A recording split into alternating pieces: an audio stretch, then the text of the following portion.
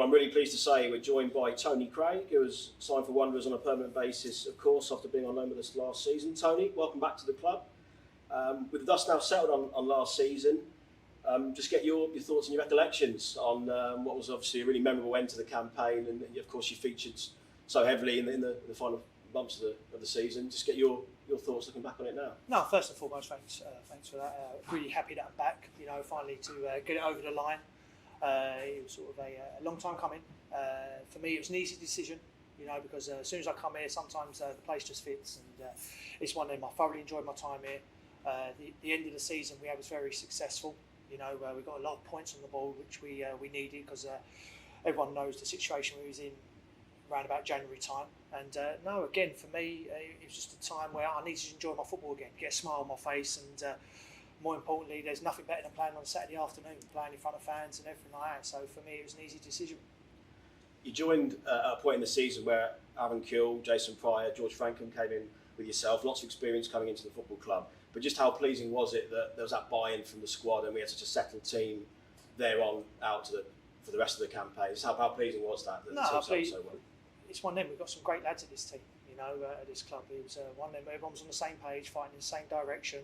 And again, it was people still finding their feet in this division. And I think it was after January, I think boys got confidence in themselves and they believed that they can actually compete at this level. So again, we all pushed each other on, made each other better.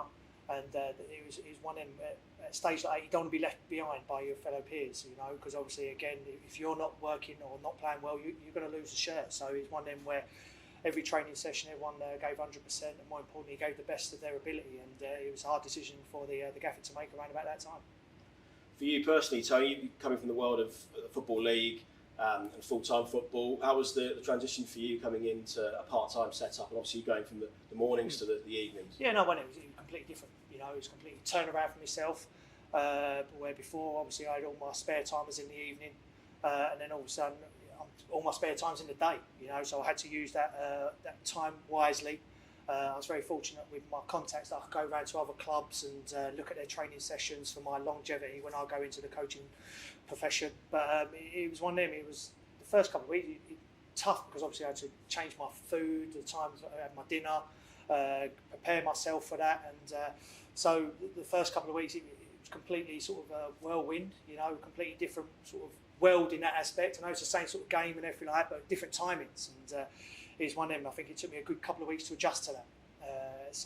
But once I got my head around it and everything like that, again, you just, being a professional, you have to give a good account of yourself.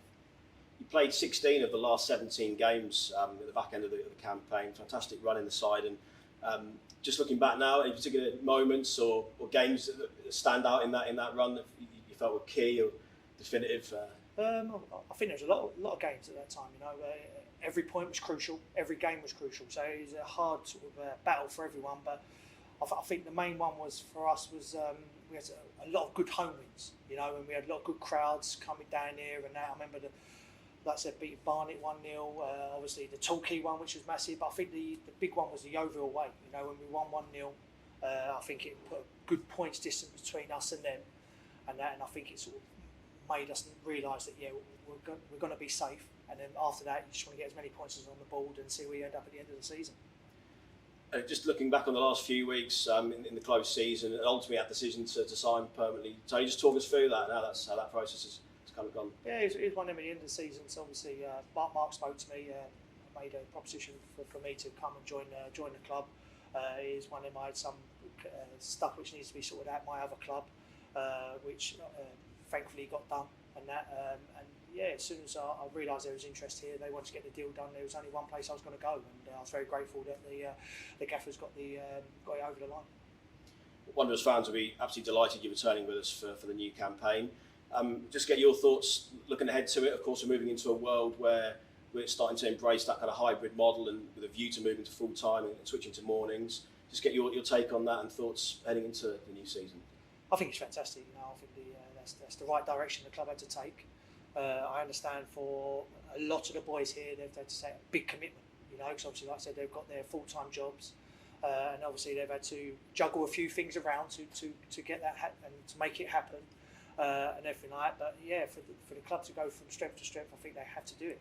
and I honestly do see a massive benefit for the club as well in the long run. And that, so again, like I said, there's going to be a couple of mornings through the week now, and where we've got a lot of time with each other, you know, and you can do a lot of stuff there because when we trained in night, I believe it was crammed in like an hour and a half, 2 hours, you know, so it's one of them. By the time you do your warm up, set pieces, a little bit of passing, pattern of play, and all that, it sort of takes 3/4 of the time up, you know. So now there ain't really no excuse in that aspect. That now we've got the time on our hands to steady a few things, and if people don't understand it, we can have a good discussion about it instead of just cramming everything in them few hours. So, personally for the club, I think it's a great benefit, and I think we will seek rewards on the pitch. Fantastic. And for you personally, you obviously mentioned coaching earlier on there, and it's something that you can still do. Obviously, whilst we're still in the part-time phase at the moment. I understand you're doing your coaching at Millwall through last season. I guess that's something you look to carry on, and I guess long term is something that you obviously want to move into. Yeah, no, definitely. Long term, that's what I see my longevity into going into the coaching world as something which I thoroughly enjoy doing. But for me, I'm just gathering as much information I possibly can. You know, I'm very grateful that Millwall let me come in twice a week doing coaching with the 15-16s there, which again I thoroughly enjoy, and I do appreciate them taking the time and effort to let me come in and do that. But again, I'm just gathering as much information as I possibly can from anyone and everyone. But most importantly, I know the job at hand for myself. Obviously, I'm still a player, and that, so it's one of them. As long as I do a good account of myself, then long may it continue. Rather scarily, we're just only a couple of weeks away now, just over a couple of weeks away from being back here at Meadowbank for the opening game of pre-season. Just finally, Tony, just a message for the fans just before we all get underway again very soon. Yeah, no, like you said, how quick's it gone? I believe the last game here was probably 8-9 weeks ago now, you know, and that's just flown by.